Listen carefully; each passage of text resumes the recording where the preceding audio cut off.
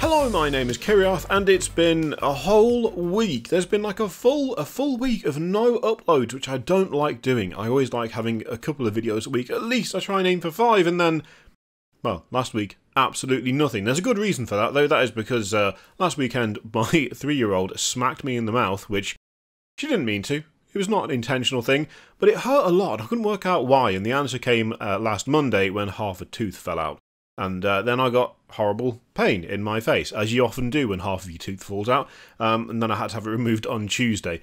Kind of mostly recovered now, still a bit swollen on this side of my face. There's a big gap where the tooth was, and the roof of my mouth split where the root was, which is kind of nasty. Occasionally I just start spitting blood everywhere, which is not great.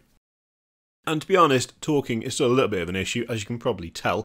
So this video will most likely be, it'll have more cuts than a scene from Taken 3.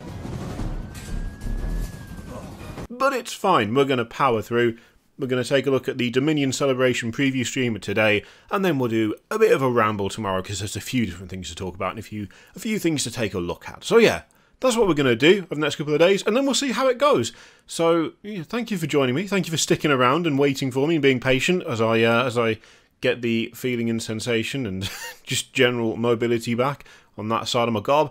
And yeah, let's just get into it. So, yet another Warhammer Preview Online, this time celebrating Dominion. And there's going to be another one on Saturday as well, which we'll just do a tiny spoiler for the next video. Kind of looks Kriegish. Kind of looks Deathcore of Krieg, which is very interesting. We'll have to take a look at that. But for now, we've got more in the way of Stormcast and Oryx. So there's new battle terms on the way, Stormcast Eternals, obviously, and Oryx Warclans. Not at all surprising, since they were in the Dominion box. It was pretty clear that they were going to be getting battle tomes pretty damn soon, given that there's a bunch of new stuff in that box, including essentially a sub-faction that until now just didn't exist full stop. So they are currently on their way, and with them come more new models. So, you need as many powerful heroes as you can get to face Kragnos, Be'lakor and Kruleboyz. Marcia will gladly try Indrasticon do it on her own. Step forward, Lord Commander Bastian Carthalos, leader of the Hammers of Sigmar. This is so good. This is such a good model. Look at the size of the lad. Look at the girth. Look at the presence of the lad. One of the best non-helmeted heads that Games Workshop has ever done, by the way. That is a man who will absolutely crush you and not think twice about it. There's just such a threatening aura from this model. It's absolutely grand. I love it. The hammer is amazing. The armor looks great. The cloak is spot on. I really like the way the cloak's been done. And the not purity seals, don't know what they're called, but the not purity seals, honest, yeah, I really like those too. Helps that there's a nice bit of like kind of, oh, what is it, like that kind of like oxide look to the shoulder and the knee as well there. It is just a very, very good model. He looks so imposing. It's so nicely done. The base is really cool as well. Do like the base a lot. That's a quality base. So we've got some close-ups as well. Again, that hammer is amazing. I do like his helmeted head, but I will say on this occasion, this is a model that I would go to the effort of painting that head. I would go bare head for this because it's such a good head. And I have to admit, whilst I do quite like the bearded look, the kind of following the face of what's underneath the helmet, a little bit Caradron Overlords for my taste, personally. That just a bit, not completely. It's not like exactly the same, but there's just a hint of that there. Whereas his bare head looks great. Really nice cloak as well on this. Super nice. Love the cloak. Got to be one of the best cloaks. I want to paint the cloak so badly. I want the cloak and the hammer. In fact, I just want the whole thing, to be honest. I'm not doing Stormcast though, so I'm going to be good and not get it. But it is super tempting, this model, because, yeah, there's no part of this that I don't like. Following on from this lad is a Knight Relictor. Now, I'm pretty sure the Knight Relictor? This one? Pretty sure the previous version was much more like just a chaplain for the Stormcast Eternals. Like, it had a skull helmet and a big banner, and yeah, it felt very much like, hey, it's a chaplain, but not for Space Marines. This has a lot more of its own personality, to be honest. I like this a lot. It's a bit more restrained. It still has the kind of skull feel going, got the skull on the chest, and on that weird, like, I guess it's kind of like a Thurable, I suppose, sort of. The thing that, like, all the smoke comes out of. So it still has that kind of motif, but it's not quite as gaudy as the old one, which is nice, to be honest. I think I prefer this style for it. Very nice mace as well. Excellent mace. Looks great. Really brutal, really heavy. Yeah, 10 out of 10 mace, I would say, for that one. It is also nice to see that this new style of Stormcast armour can take some ornamentation and still retain the more kind of simple feel to it. It's nice to see. It's not too overblown on this model, which obviously helps a lot, but yeah, I think that's a good balance. Also, the kind of halo behind his head. I quite like the way that's been done as well. Gives a really nice silhouette to him. Yeah, it looks good. Looks good. I'm liking these so far. There's also new infantry to command as well. So Vanquishers are clad in Thunderstrike armour and are armed with devastating celestial greatswords. It's like a normal greatsword, but celestial? I'm assuming that means something in the game, but I'll be honest, I don't know what that is currently. I will say, though, that I'm a fan of the greatsword. I like a greatsword. Every time I make a D&D character that's strength-based, I always end up using a greatsword, because greatswords are just inherently cool, and there's nothing anyone can say to dissuade me from that notion. So, of course I'm going to like these, because they've got really cool-looking greatswords. They also have that perfect balance between the new kind of slimmer, more grounded armour and the cloth as well. I like the way they've been done. I really do. These these are some really nice looking models. Again, I'm not planning on picking up Stormcast Eternals. I've got a Soulblight Gravelord's army that I'm working my way through, but I have to admit, if I did expand outwards in terms of Age of Sigmar, it'd be very hard to resist these, because they look good. They look good, and there's a nice variety of poses going on here as well. Got some at the ready, some kind of doing like a guard stance, some just full on looking a bit heroic. Nice variety of heads as well. Really nice variety of heads. It also feels like there's a much more even split in terms of male to female models here. You know, it's not just like a squad of blokes with one woman. No, there's a nice spread of women warriors in here, which I really like. I really like that. We've said a couple of times over the years when it comes to Stormcast that this was the faction, the perfect faction to just introduce more female miniatures, and it took them ages to do it, which made no sense because Stormcast, brand new, there was no preset expectation, there was no established lore, there was nothing in there to kind of drive towards having, you know, almost an entirely male range. There was no need to do that. And it's nice to see that they are kind of expanding out the number of female models in these sets. It's good. Again, super solid. I really like these. So we've also got Judicators and Vanguard Raptors are already excellent specialists, but Sigmar heard the prayers of generals who want more and forged the ranks of Vigilors to bolster the back line. These lads with what looks like a longsword and a bow as well. Firstly, bonus points for giving the bow strings. Yes, the strings are really thick. They are very thick strings. They would not be that thick if it was a real bow. But you know what? I'll take a thick, clunky string over no string at all. I much prefer the look of bows with strings on miniatures. I just think it looks better. It looks super weird when you've got a full army of stuff and you've got bows that look like they're being pulled, but there's just nothing attached to them. And actually stringing them yourself can be a bit of a pain in the arse, and yeah, I just prefer this. I prefer this quite a lot. And yeah, it is not like a real looking string because it's so massively thick, but it has to be for it to be made of plastic, and I will take that over the old approach of just no strings at all any time, to be honest. These really do just look great. They do. Again, it's that slimmer, sleeker armor combined with the kind of slight change to the style of the weapons. They're a bit more simple looking, a bit more kind of almost brutal looking, which I really like. These are just a bit darker overall, I think, in terms of design than the older Stormcast, and that's probably why they're kind of tickling me the way they are. Really like them. Now we also have, I mean, we've already seen the Annihilators, so yeah, we've got those are the Vigilors. We've got the Annihilators as well. Yeah, they're already in the Dominion box, but as they say, they do get two-handed meteoric grand hammers. Ridiculous name, but that is a solid hammer. That looks class. Look how the beef, the girth, the sheer girth of these lads. I can't help but love them. Look at the size of it. Oh, it's so good. I'd just run an army of these. I don't care. I'd do it. I'd do it. If it was an option, I'd absolutely do it. Oh, I love it. I love it. That's another weapon option I tend to go for in D&D, the Great Maul. Again, not the best one. Really, you want to be using the Great Axe for that D12, so that when you get your crits, you're more kind of likely to do more damage. But I just love a 2d6 weapon, and anything that is unfeasibly large and requires a shed load of strength to fling around, I'm in 100%. Okay, so there we go. That was the Stormcast Eternal stuff. Like all of it, to be honest. What's more, with these reinforcements in place, you can create an all Thunderstrike army if you choose. The Annihilators, fine armor and bludgeoning expertise. So you can just, if you want to do a new Stormcast army that is just this new Thunderstrike armor, you can. That's cool.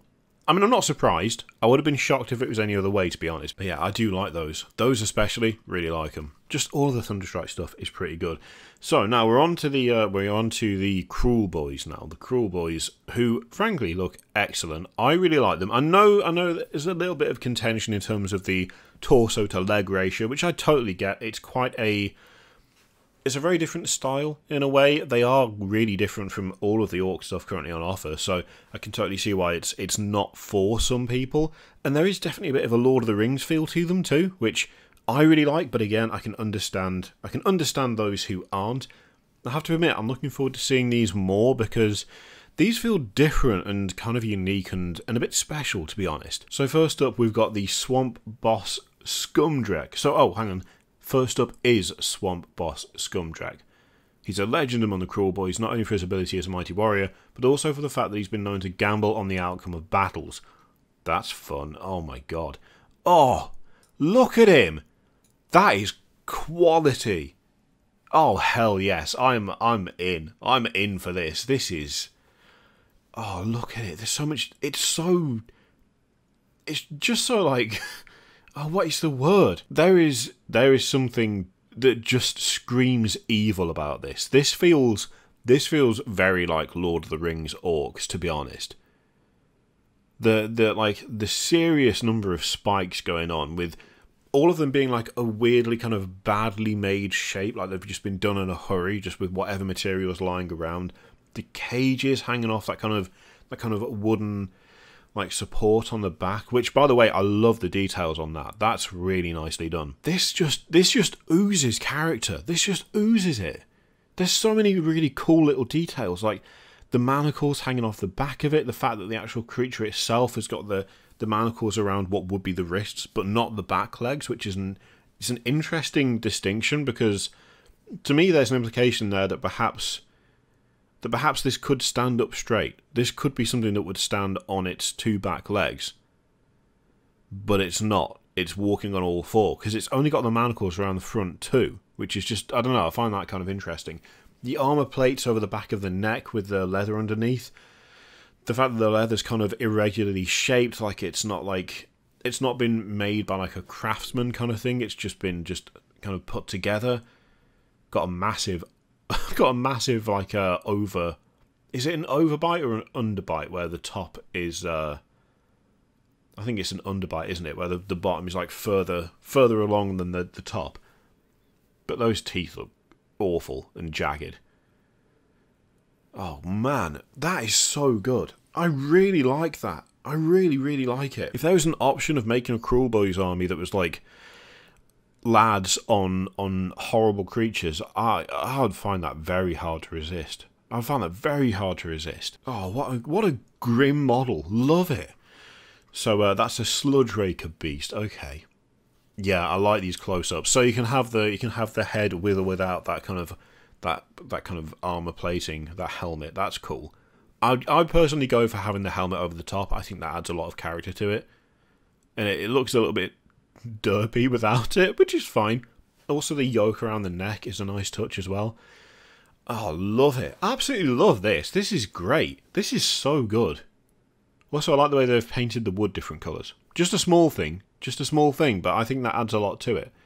It looks like it's been salvaged and scavenged, and just different bits of tree have been used for different sections, just whatever's to hand. It's a nice touch.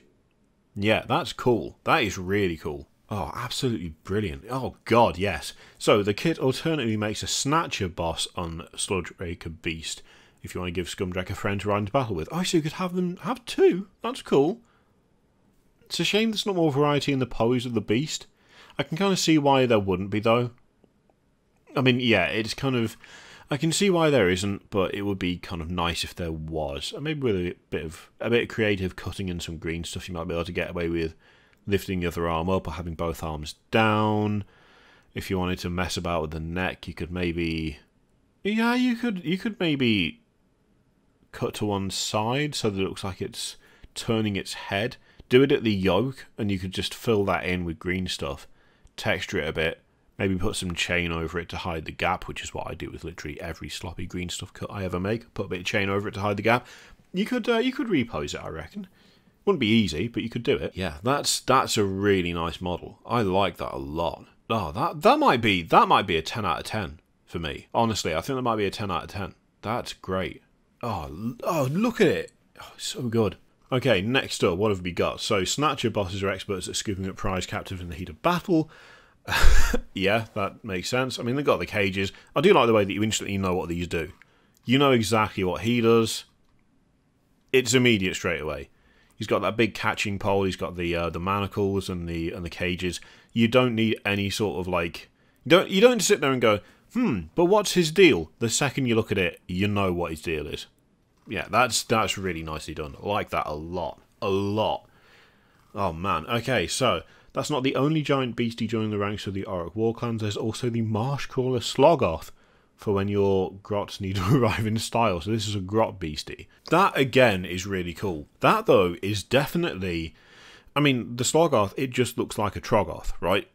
Exactly the same sort of facial structure. The body looks to be pretty much the same, which means that this thing should be standing up straight, I suspect. Like, if it was up to it, it would be standing up straight, but it's not up to it. Instead, it's being forced to carry a platform of grots around. It makes me wonder whether those spikes on the underside of that platform are there to discourage people who might try and climb up the Sloggoth to get to the grots, or whether they are there to make it so that if the Sloggoth tries to stand up straight, it'll spike itself in the back of the head, or in the shoulders or something.